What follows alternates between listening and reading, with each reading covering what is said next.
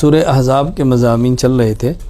پارہ نمبر 20 کے آغاز میں اللہ تعالیٰ نے ازواج مطہرات کا ذکر فرمایا ہے، اور بطور خاص ازواج مطہرات کو اہل بیت فرمایا ہے۔ یہ بات نشین فرما لیں، اہل بیت کا سب سے پہلا اولین مصداق پیغمبر پاک کی بیویاں ہیں، اور اس کے بعد پیغمبر پاک کی بیٹیاں اور داماد ہیں، اولاد ہیں۔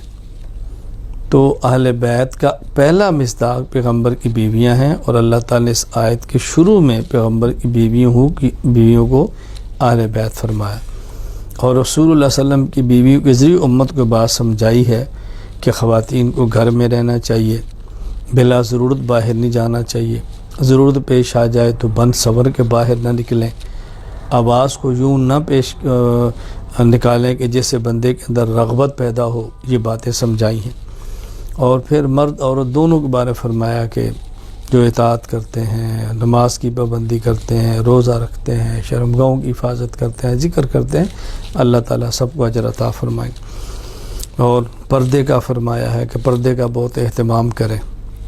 اللہ تعالیٰ نے اپنے نبی سے فرمایا کہ اپنی بیویوں کو، بیٹیوں کو، ایمان والی عورتوں کو، سب کو یہ بات سمجھاؤ، پردے کا اہتمام کریں۔ حضرت زین اور زینب رضی اللہ تعالیٰ عنہما کا اللہ نے قصہ بیان فرمایا ہے کہ حضرت زینب کا نکاح حضور پاک صلی اللہ علیہ وسلم کے منہ بولے بیٹے حضرت زید کے ساتھ ہوا ہے۔ ان کا آپس میں نباہ نہیں ہو سکا، طلاق ہوئی، پھر حضور صلی اللہ علیہ وسلم کا نکاح حضرت زینب سے ہوا ہے۔ تو یہ رسم بد کو ختم کر دیا گیا پیغمبر کے عمل کے ذریعے کہ منہ بولی بیٹی سے نکاح کیا جا سکتا ہے۔ منہ بولے بیٹے کی بیوی یعنی بہو، منہ بولا بیٹا، اس سے بھی نکاح ہو سکتا ہے۔ تو یہ مسئلہ سمجھا دیا گیا کہ منہ بولا بیٹا اس کی بیوی سے بھی جب وہ طلاق دے تو نکاح کر سکتے ہیں، اسی طرح منہ بولی بیٹی حقیقی بیٹی نہیں ہے، اس سے بھی نکاح ہو سکتا ہے۔ حضرت زید رضی اللہ تعالیٰ عنہ واحد صحابی ہیں جن کی خصوصیت یہ ہے کہ اللہ تعالیٰ نے قرآن کریم میں ان کا نام لیا ہے۔ پھر ختم نبوت کا مسئلہ بیان فرمایا، وَلَٰكِن رسول اللہ وخاتم النبیین، حضور اکرم صلی اللہ علیہ وسلم آخری نبی ہیں۔ آپ کو نبی ماننا بھی ضروری ہے اور آخری نبی ماننا بھی ضروری ہے۔ جو شخص آپ کو نبی نہ مانے وہ دائرہ اسلام سے خارج ہے، اسی طرح جو نبی مانے آخری نبی نہ مانے وہ بھی دائرہ اسلام سے خارج ہے۔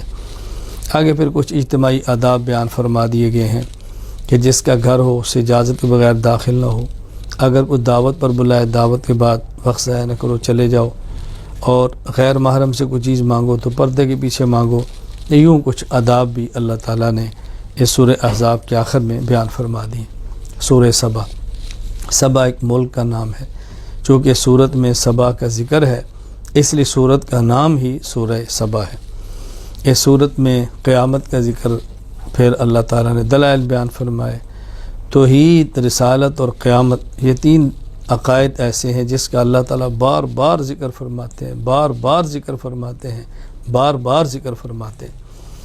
یہاں اللہ تعالیٰ نے حضرت داؤد علیہ السلام کا واقعہ بیان کیا، سلیمان علیہ السلام کا واقعہ بیان کیا، اہل سبا کے قصے کو بیان کیا۔ حضرت داؤد علیہ السلام کو اللہ نے خلافت دی ہے۔ پھر آپ کا معجزہ ہے، جب آپ زبور کی تلاوت کرتے تو پہاڑ بھی ساتھ پڑھتے تھے، آپ زبور کی تلاوت فرماتے تو پرندے بھی آپ کے ساتھ زبور پڑھتے تھے۔ اور حضرت داؤد علیہ السلام کو معجزہ ہے کہ لوہا بالکل ان کے ہاتھوں میں نرم تھا، جس طرح ہم کوئی چیز ایسے ریشم ہمارے ہاتھوں میں نرم ہے، لوہا ان کے ہاتھ میں نرم تھا، جیسے چاہتے اسے ہو جاتا تھا۔ ان کے بیٹے سلیمان علیہ السلام کو اللہ نے ایسی بادشاہت دی ہے کہ ان کے بعد کسی کو ایسی بادشاہت نہیں ملی۔ پھر حضرت سلیمان علیہ السلام پرندوں کی بولیاں جانتے تھے۔ حضرت سلیمان علیہ السلام چیونٹی کی بولیاں جانتے ہیں۔ جنات پہ اللہ نے حکومت دی ہے۔ حضرت سلیمان علیہ السلام کے بہت سارے کام ایسے تھے تو جنات سر انجام دیتے تھے، ہنڈیاں پکا رہے ہیں، تعمیرات کا کام لے رہے ہیں، بہت مسجد اور جو آپ چاہتے ہیں ان سے بنواتے ہیں۔ یہ حضرت سلیمان علیہ السلام کا معجزہ تھا کہ اللہ پاک نے یہ نعمت ان کو عطا فرمائی تھی۔ پھر اللہ تعالیٰ نے اس میں حضرت سلیمان علیہ السلام کی موت کا ذکر کیا ہے۔ فَلَمَّا قَضَيْنَا عَلَيْهِ الْمَوْتَ مَا دَلَّهُمْ عَلَى مَوْتِهِ إِلَّا دَابَّةُ الْأَرْضِ تَأْكُلُ مِنْ سَأْتِهِ۔ حضرت سلیمان علیہ السلام ایک لکڑی کے سہارے کے اوپر کھڑے ہیں اور جنات یہ سمجھ رہے ہیں کہ آپ اس دنیا میں اور کام چل رہے ہیں۔ ادھر جب اللہ نے موت کا فیصلہ فرمایا تو جس لاٹھی کا سار لے کر کھڑے تھے اس کے اندر اللہ پاک نے سیوک لگا دی، ایک کیڑا ہے، وہ اس کو کھاتا رہا۔ جب کھایا تو وہ لاٹھی گری، سلیمان علیہ السلام گر پڑے۔ پتہ چلا بھی سلیمان علیہ السلام تو دنیا سے رخصت ہو چکے ہیں، تو یہاں ان کا موت کا ذکر بھی کیا ہے۔ آخر میں اللہ تعالیٰ نے پھر مشرکین کی بات فرمائی ہے، شرک کو پہلے دلائل سے رد کیا، پھر فرمایا قیامت کا دن ہوگا، مشرک کہیں گے ہم اللہ ایمان لاتے ہیں، اللہ تعالیٰ فرمائیں گے اپنی ان اللہ متناوش من مکان بعید، وقت گزر گیا ہے، یہ دارالجزا ہے، دارالعمل نہیں ہے، اب ایمان لانے سے کیا ہوگا، وقت گزر گیا۔ تو اللہ نے آخر میں اس کا ذکر فرمایا۔ سورۃ الفاطر، الحمدللہ الذی فاطر السماوات والارض، فاطر کا معنی پیدا کرنے والا، چونکہ الفاطر کا ذکر ہے اس لیے سورت کا نام بھی سورۃ الفاطر ہے۔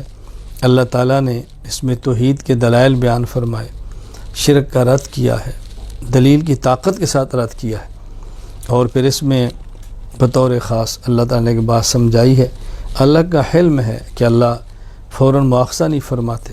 اللہ تعالیٰ اگر مواخذہ فرمائے اور فساق مجرمین کے جرم کی وجہ سے تو دنیا میں کوئی باقی نہ رہے، اللہ سب کو مٹا کے رکھ دے۔ کیوں؟ یہ دنیا تو ساری اللہ تعالیٰ کے نام کے لیے ہے، جب نام لینے والے انسان نہیں ہیں تو باقی چیزوں کو رکھنے کا فائدہ کیا ہوگا؟ نعمتیں اللہ نے پیدا فرمائی، آسمان و زمین، شمس و قمر، ہوا، سب انسان کے لیے، انسان پیدا فرمائے اپنی عبادت کے لیے۔